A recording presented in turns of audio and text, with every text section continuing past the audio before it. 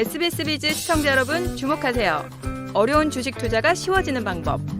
실시간 주식 정보 무료 추천주 제공. 하단 카카오톡 링크를 통해서 바로 입장하세요.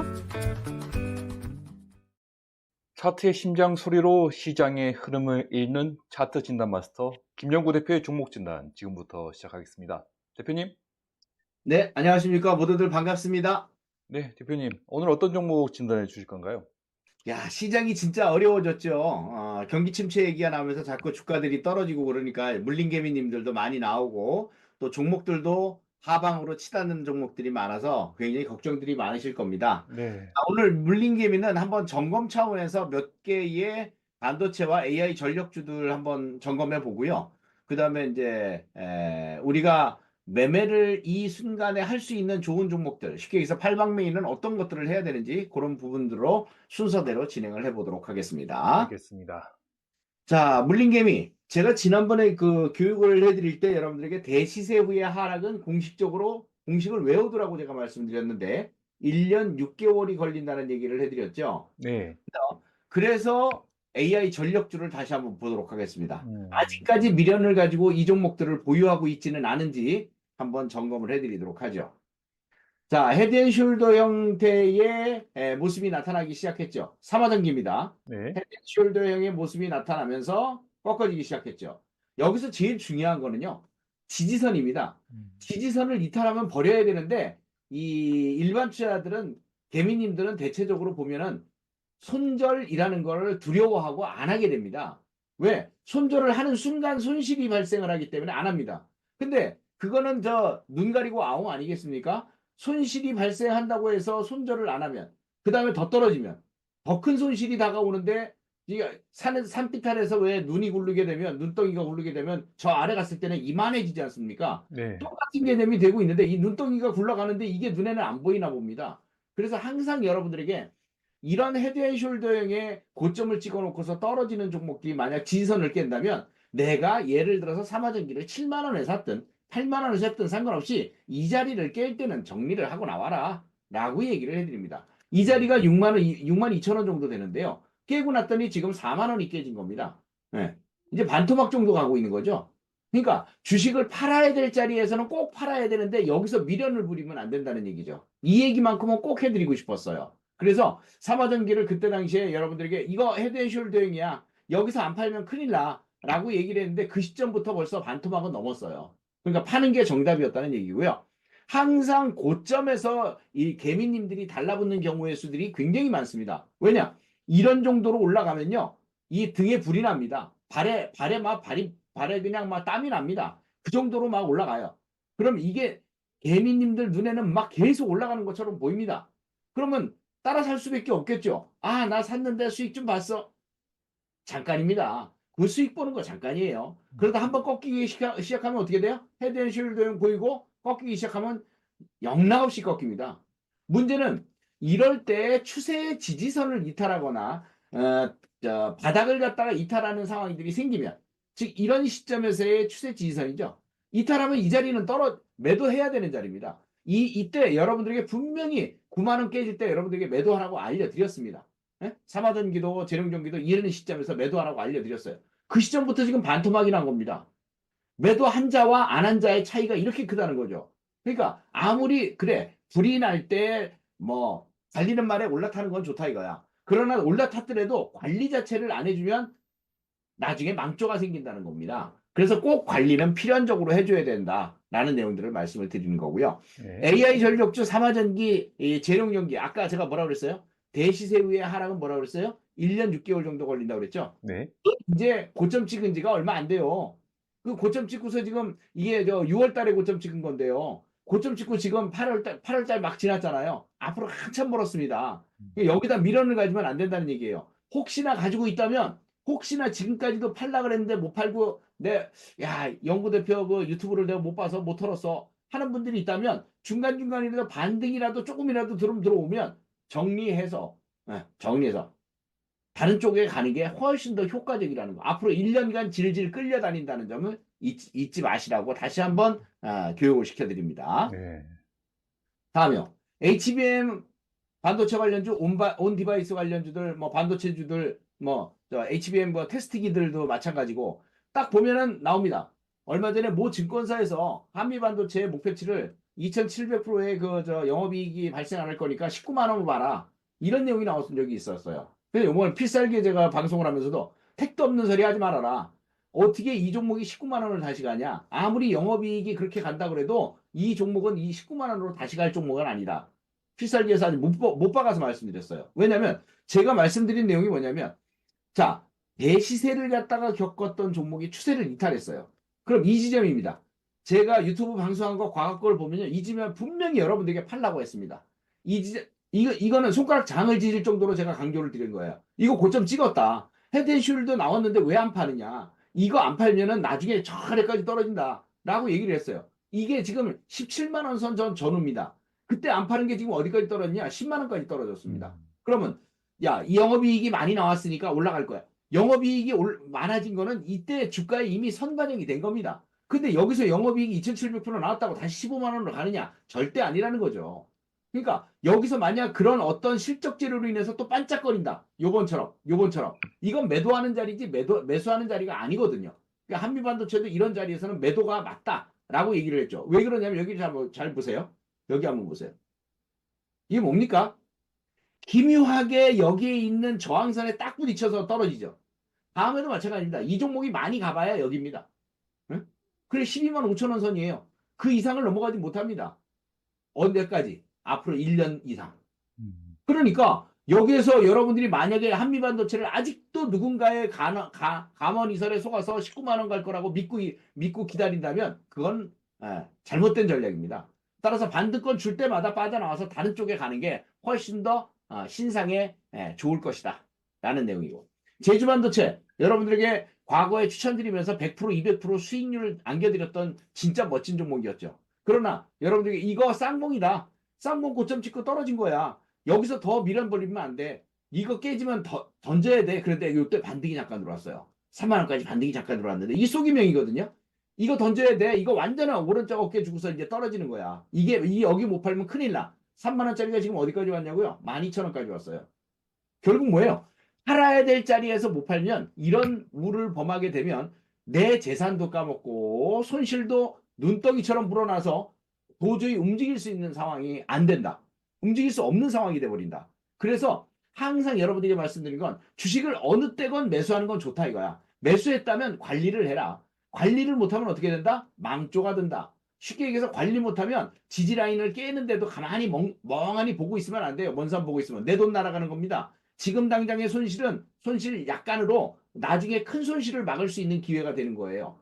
따라서 손절 전략은 기본적으로 여러분들이 알아두셔야 되는 개념 중에 하나다라고 강조를 드리겠습니다. 네. 자, 그다음 그러면은 지금까지 반도체주들이나 AI 전력주들에 대해서 잠깐 훑어봤는데요. 제가 예전에 팔라고 했던 그 내용들에 대해서 물림개명에서 말씀을 드렸던 내용이니까. 자, 그런데 그런 다음에 폭락 후에 바닥권에서 추세 저항선을 돌파한다면 그건 뭘까? 의미가 다르지 않을까? 예를 들어서 조금 전에 말씀드렸던 대로 고점 찍고 떨어지는 라인에서 여기서 팔아야 되는 자리와 지금 이거는 폭락을 했다가 바닥권에서 바닥자리다가 상승으로 전환된 개념이에요. 완전히 상반된 개념이죠. 이 개념으로서 여러분들에게 말씀을 드렸던 게 하락 추세 저항선 돌파가 성공하면 그 종목은 예쁘게 봐줘라. 지난주에 했던 겁니다. 자, 그러면 그 중에 하나가 뭐였었죠? LG엔솔이었습니다. 2차전지 대형 대장주인데 우량주인데 이 종목 제가 지난주에 말씀을 드릴 때 LG엔솔 이렇게 봐라 라고 얘기를 했습니다. 벌써 얘기한 다음부터 40만 원 넘었습니다. 40만 원 넘고 올라왔어요. C의 목표치까지 올라온 겁니다. A 목표치가 D하고 E까지 올라갑니다. 이건 지난주에 말씀을 드렸던 내용이고, 그렇다면 LG엔솔이 추세 오늘 날짜입니다. 추세 저항선 돌파에 성공을 했느냐? 완전히 성공했죠. 보십시오. 완전 성공했죠. 네. 자, 이제는 여기에 있는 저항선을 받을 뿐입니다. 40만 원 선에서 있는 저항선을 받을 뿐이고, 요걸 넘게 되면 다음 저항선인 45만 원까지 넘어가는 거죠. 그러니까 지금 이거는 성공한 거기 때문에 LG엔솔은 예쁘게 보고 매매 전략을 진행해도 좋겠다는 겁니다. 이미 필살기도 추천을 드렸고 또 잘 올라갔으니까 다행인데, 만약에 여기서 조금 밀리는 흐름들이 나타난다면 그거는 겁내는 자리가 아니라 매수할 수 있는 자리라는 점을 잊으시면 안 되겠습니다. 자, 그러면 일봉을 한번 볼까요? 자, 일봉입니다.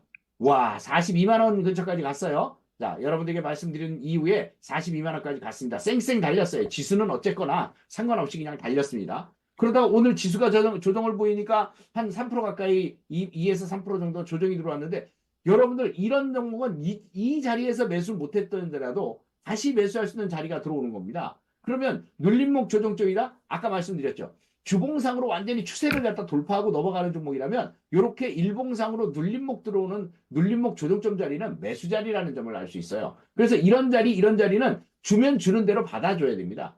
아, 비싼 종목이라고 못 사지 마세요. 난 비싸서 못 사. 어떻게 38만 원짜리 사? 어떻게 40만 원짜리 사? 이렇게 할 필요 없어요. 수량을 줄이면 됩니다. 다른 건 뭐 만 원짜리들 뭐 천주 살 거 이런 종목들은 40만 원짜리니까 아무래도 좀 수량을 조금 줄여서 사면 충분합니다. 똑같은 금액으로 사시면 됩니다. 그래서 조정권 매수하면 다시 다음번에 목표치는 45만 원. 요번 자리에서도 일부 팔았거든요. 매수한 거 일부 팔았는데 다시 매수한 거 파는 거 다시 매수해서 또 수익 볼 수 있는 그런 구간으로 가져가면 좋을 겁니다. 아무리 장이 폭락하고 오늘도 뭐 외국인들은 8천억 이상 매도를 했는데 9월 4일 LG엔솔을 보면 매도 잘 안 합니다. 외국인들, 기관들, 연기금들 매도 잘 안 해요. 매도는 거의 보이지 않고요. 계속 매수만 합니다. 시장이 폭락을 해도 외국인들 매도, 전체적으로 시장 자체에 외국인들 매도, 기관들 매도가 엄청나게 나와도 이런 종목은 안 판다는 거죠. 귀족주를 갖다가 팔 이유는 없는 거죠. 따라서 외국인들, 기관들, 연기금들 이런 쪽들이 집중적으로 매줘야 하는 종목이니까 LG엔솔은 추세의 상승으로 완전히 접어들었기 때문에 여러분들은 목표치 50만 원까지 딱 믿고 그냥 꾸준히 모아 나가시면 도움이 될 것이다 이렇게 말씀드립니다. 다음 2차전지 대형주 신호 안 나왔다라고 얘기해드렸던 포스코홀딩스입니다. 지난번에 안 나왔다고 얘기했어요. 이번에 그러셨죠? 뭘 했어요? 바뀌었습니다. 신호가 나왔어요. 잘 보셔야 되는 상황입니다. 자, 여기 보면 신호가 나오다가 돌파를 하다가 밀렸어요. 지금 돌파를 하다가 밀렸는데 이건 돌파를 하는 거라고 보여집니다. 돌파 성공이 관건인데 돌파를 이미 시작을 했다라고 보여집니다. 포스코홀딩스는. 그러니까 이제부터 시작이라는 거니까 여러분들이 신경을 써야 되겠죠. 신경을 써야 될 겁니다. 그 다음에 포스코 퓨처엠이 있습니다. 신호가 온입니다. 5. 포스코 퓨처엠도 신호가 나타났어요. 자, 한번 주봉을 보시죠. 돌파했죠? 자, 이제부터 시작입니다. 이렇게 시작하면요. 비싼 종목들은요, 대체적으로는 이런 자리들의 목표치를 만들고 있습니다. 30만 원, 35만 원, 40만 원, 이런 자리에 목표치를 만들고 있어요. 그러니까 지금부터 여러분들은 이런 포스코 퓨처엠이나 포스코 홀딩스 이런 쪽들에 대해서 2차전지 쪽 종목들이긴 하지만 이런 쪽들에 대해서 신경을 바짝 쓰시고, 신호를 갖다 보시면서 분할 매수를 해나가는 전략이 중요할 것이라고 판단됩니다. 다시 한번 말씀드리지만, 이들 종목들 중에서 가장 빠른 종목은 뭐다? LG에너지솔루션? LG엔솔이다. 이 종목이 확실하게 빠르게 올라섰고 나머지 종목들이 바로 얘네들이 그 뒤를 따라가는 종목이다 라고 보시면 정확하게 해석이 될 겁니다. 알겠습니다. 자, 한번 읽어주시죠. 자, 여러분들이 대한민국 팔방미인주를 계속 원한다면 구독, 좋아요, 알림 설정 부탁드립니다. 네, 감사합니다. 자, 이제 팔방미인으로 한번 들어가 볼까요? 팔방미인 9월 4일. 이번에는 좀 색다른 내용들을 말씀을 드릴 건데,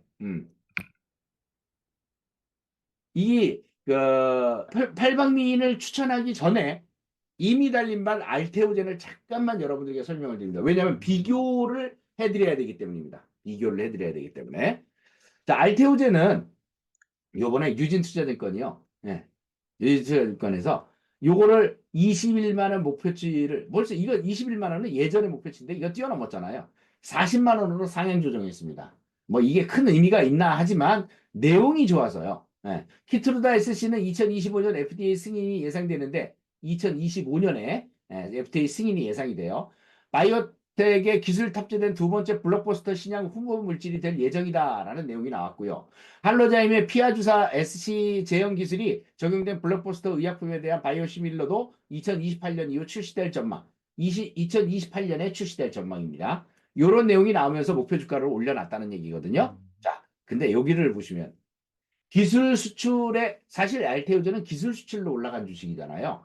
기술 수출 잭팟 터트리면서 매출도 막 급증을 하고 영업이익도 급증을 하고 그렇습니다. 기술 수출이 800억을 넘었다. 꽃길을 걷고 있는 비결은 무엇이냐 하는 키트루다 SC의 개발 성공 사례들이 계속적으로 나오고 있고요. 피하 주사 제형 복제약에 대한 출시기대감도 계속적으로 나오고 있습니다. 파이프라인을 강화하면서 산도스와 또 기술 수출 계약을 체결한다는 내용들도 나와 있죠. 그런데 제가 추천하는 것은 알테오젠은 아닙니다. 지금 알테오젠은 이미 많이 올라왔기 때문에 비교 대상으로 이걸 말씀을 드리는 거고요. 지금 중국과의 치료제약 기술 수출한 허센튼 시밀러 현재 품목 허가를 갖다 받고 있는 그런 내용들까지도 나오고 있는데 아주 좋은 내용들이 구구절절이 나오고 있습니다. 그래서 알테오젠 주가를 봤더니 이렇게 돼 있습니다. 자, 여러분들이 주목해야 되는 건 여기입니다. 그동안 잠잠하던 주가가 꾸준히 상승을 하기 시작하더니 재료를 받고 빵 뜁니다. 이게 올라온 게 20만 원이에요. 다 올라왔나 싶었더니 이제 여기서부터는 서서히 겁이 나기 시작합니다. 그런데 다 올라왔나 싶더니 살짝 조정을 받았어요. 조정을 받는데 이 종목이 조정을 받은 폭을 한번 보세요. 크게 안 떨어집니다. 즉 상승폭의 하프라인인 이 자리까지도 떨어지지 않습니다. 15만 원까지도 떨어지지 않고 조정을 받았다가 다음에 슬슬 움직이더니 빵 뛰어서 30만 원까지 올라갑니다. 그럼 이게 뭐예요? 즉 쉽게 얘기해서 대세 상승을 가는 와중에 대세 1차 상승을 보였다면 눌림목 조정을 보인 후 대세 2차 상승을 보였다는 거죠. 예? 대세 1차, 대세 2차가 되는 거죠. 그러니까 이런 유형을 보인다면 지금 제가 말씀드리려고 하는 종목이 바로 1차 상승을 시도를 한 것이기 때문에 눌림목 조정을 받고 다시 2차 상승을 하는 알테오젠과 유사한 흡사한 흐름을 보일 것이다 라는 내용 때문에 알테오젠에 대한 차트와 내용을 먼저 보여드린 겁니다. 자, 그럼 여러분들에게 드릴 선물은 바로 달리는 말 유한양행입니다. 유한양행 요번에 FDA 승인 때문에 너무 많이 올라온 거 아니야? 벌써 그 생각부터 머리에 딱 들 겁니다. 그렇죠. 자, 폐암약 FDA 승인 유한양행 연일 신고가입니다. 유한양행 렉나자가 국산 신약 최초 연매출 1조 원의 블록버스터가 될 것이다 라는 기대감이 생성이 되고 있다. 고소병 치료제까지도 유한양행이 지금 현재 임상 일상을 진행 중인데 이것도 앞으로 고소병도 진행을 계속적으로 해나갈 개념입니다. 98분기 연속 흑자 기업들이 세 종목이 나왔는데요. 보시면 전통적인 통신주 SK텔레콤, 그 다음에 자동차 부품을 만드는 현대모비스, 98분기 1분기마다 허덕이는 기업들이 엄청난데 이 기업들은 98분기 연속 흑자입니다. 그만큼 탄탄하다는 얘기겠죠. 자, 여기 보이는 요 모양새가 바로 렉나자입니다. 요번에 승인을 받은 렉나자입니다.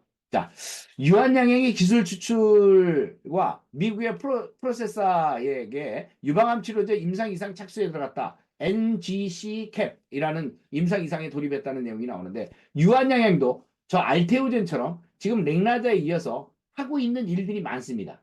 하고 있는 일들이. 파이프라인 자체도 상당히 많이 보유를 하고 있어요. 렉나자에 이어서 고형암이라든가 비소세포 폐암이라든가 고형암 이런 것들이 계속적으로 지금 진행을 하고 있는 과정입니다. 신약 개발을 한다는 것은 굉장히 어려운 일입니다.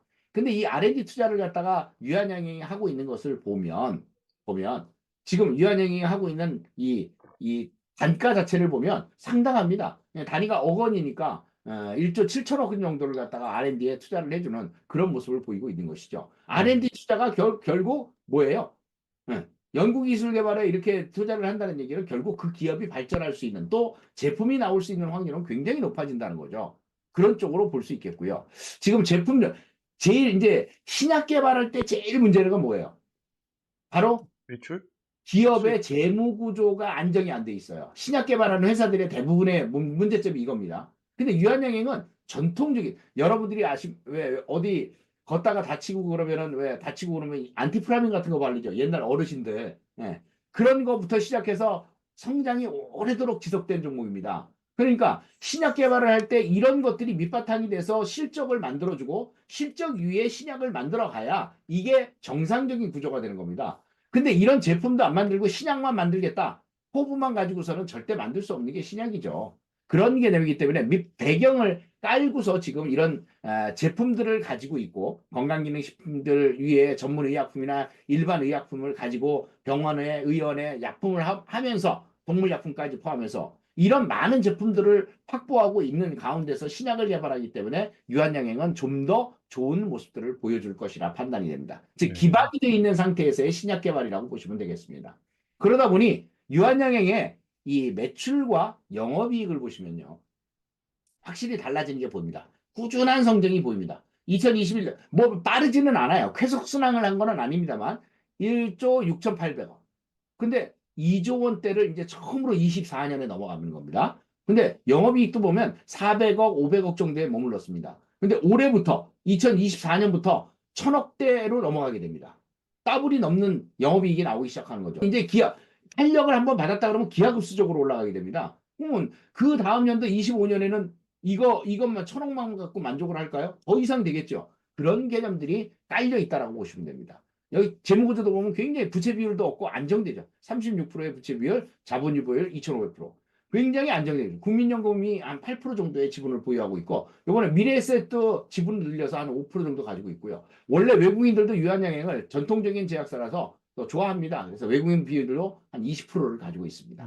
이렇게 안정된 기업이라는 점을 꼭 인식하시고, 그러면 야, 문제는 이제 그래 안정된 것까지는 알겠어, 연구 대표야. 알겠는데 신고가 갱신을 한 종목이잖아. 이걸 어떻게 하라는 거야? 이 주봉을 보면 지금 여기 있다가 안정되게 움직이다가 지금 15만 원까지 올라갔어요.